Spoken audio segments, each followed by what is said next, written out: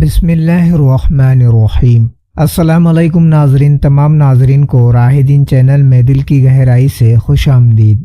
ناظرین، آج ہم آپ کو ایک دلچسپ واقعہ سنانے جا رہے ہیں جس میں حضرت سلیمان علیہ السلام کی حکمت اور اللہ کی دی ہوئی نعمتوں کا ذکر ہے۔ سلیمان علیہ السلام کی فوج اور چیٹیوں کی گھاٹی۔ قرآن میں آتا ہے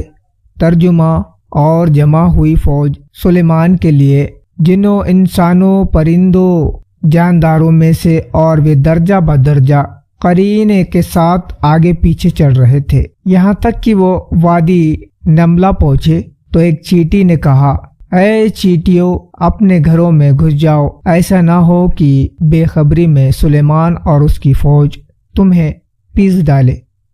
چیٹی کی یہ بات سن کر سلیمان ہنس پڑا اور کہنے لگا کہ اے پروردگار، مجھ کو یہ توفیق دے کہ میں تیرا شکر ادا کروں جو تو نے مجھ پر اور میرے ماں باپ پر انعام کیا ہے۔ نمل 27 17 18 19۔ نملہ کی گھاٹی اور چیٹیوں سے متعلق بہت سے سوال پیدا کیے گئے ہیں، اور ان سوالوں کا جواب اسرائیلی داستانوں اور یہودی خرافات سے دینے کی کوشش کی گئی ہے، مگر یہ سب بحث بیکار کی ہے، بے سند بلکہ بکواس ہے۔ قرآن اور رسول کی حدیث سے اس قسم کی بیکار کی چیزیں سے الگ ہے۔ اس واقعے کے ذکر سے قرآن مجید کا مقصد یہ ہے کہ حضرت داؤد اور حضرت سلیمان علیہ السلام کو اللہ تعالیٰ نے پرندوں کی بولی کا علم عطا فرمایا، اور یہ ان کی عظمت شان کا ایک نشان ہے۔ یہ علم دنیا کے عام علم کی طرح نہیں تھا، بلکہ اللہ تعالیٰ کی طرف سے ان دونوں بڑے درجے والے نبیوں کے لیے خاص عطا و بخشش اور نشان، معجزہ۔ چنانچہ اسی سے ملا ہوا پہلا واقعہ نمل کی وادی کا بیان کیا گیا کہ کس طرح حضرت سلیمان علیہ السلام نے ایک معمولی قسم کے جاندار کی باتوں کو اس طرح سن لیا جس طرح ایک انسان دوسرے انسان کی باتیں بے تکلف سنتا ہے، اور ساتھ ہی یہ ظاہر کر دیا کہ جب اس حیرت میں ڈال دینے والے علم کے بارے میں حضرت سلیمان کو عین الیقین اور حقوق الیقین بھرپور یقین کا درجہ حاصل ہو گیا، تو انہوں نے ایک اعظم والے پیغمبر کی شان کے مطابق اللہ کے اس دیے ہوئے نشان پر شکر کا اظہار کیا۔ واضح رہے کہ اس واقعے کی اہمیت کا اندازہ اس سے ہو سکتا ہے کہ جس سورہ میں اس کا ذکر موجود ہے، اللہ نے اس کا نام ہی چیٹی کی سور رکھا ہے۔ زیادہ تر تاریخ لکھنے والوں کی رائے یہ ہے کہ نملہ کی گھاٹی اسقلان کے قریب ہے، جیسا کہ ابن بطوطہ نے بیان کیا ہے، یا ویت زورون اور اسقلان کے درمیان شام سیریا کے عام نفسیر لکھنے والے بتاتے ہیں۔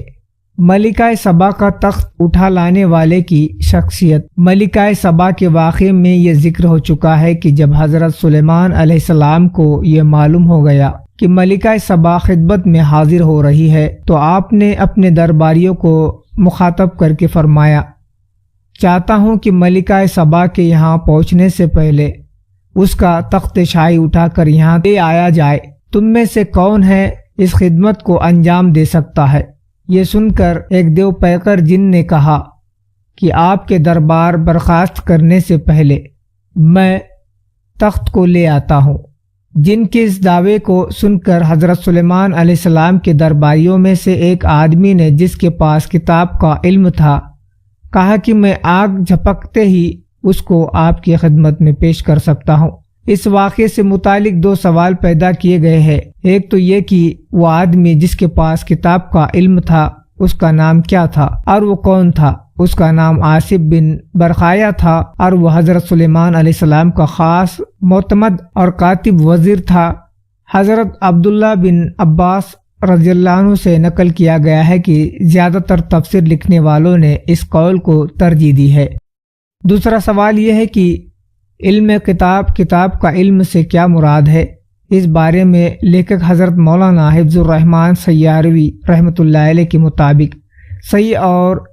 ترجیح کے قابل قول یہ ہے کہ آدمی آصف ہو یا کسی اور نام والا، حقیقت میں حضرت سلیمان کا صحابی اور ان کا بہت قریبی تھا، جس طرح صدیق اکبر کی شخصیت نبی اکرم رفاقت میں نمایاں تھی، اسی طرح یہ حضرت سلیمان علیہ السلام کا رفیق تھا،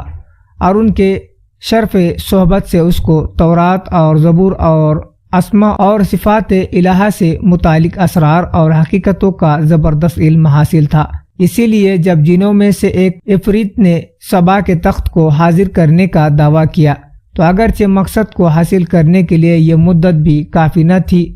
مگر حضرت سلیمان کا خیال یہی رہا لیکن یہ عمل جنوں میں سے ایک عفریت کے ذریعے نہ ہونا چاہیے تاکہ ان کے پیغمبرانہ توجہ سے وہ معجزہ اور نشان بن کر ملکہ سبا کے سامنے پیش ہو۔ آصف نے حضرت سلیمان کی اس توجہ کو سمجھ کر فوراً خود کو پیش کیا اور عفریت کی بیان کی ہوئی مدت سے بھی بہت کم مدت میں حاضر کر دینے کا وعدہ کر لیا، کیونکہ اس کو یقین تھا کہ حضرت سلیمان علیہ السلام کی مبارک توجہ اس اعجاز کو پورا کر دکھائیں گی، اور چونکہ معجزہ اصل میں اللہ تعالیٰ کا اپنا کام ہوتا ہے جو نبی کے ہاتھ پر ظاہر کیا جاتا ہے، جیسا کہ پیچھے کے پنوں میں گزر چکا ہے، تو حضرت سلیمان نے اپنی نبوت کی صداقت اور رسالت کی عظمت سے اس نشان کو دیکھ کر ان لفظوں میں اللہ کا شکر ادا کیا، ھذا من فضل ربی، یعنی جو کچھ بھی ہوا اس میں آصف کی یا میری کوشش اور طاقت کا کوئی دخل نہیں، بلکہ صرف اللہ کا فضل ہے جس نے یہ کام کر دکھایا۔ تو ناظرین، دین کی بات کو اپنے رشتہ داروں اور دوستوں میں زیادہ سے زیادہ شیئر کرے اور ہماری اس ویڈیو کو لائک ضرور کرے اور ہمارے چینل کو سبسکرائب کرے۔ ملتے ایک دوسرے ویڈیو میں، مجھے دیجیے اجازت۔ السلام علیکم، اللہ حافظ۔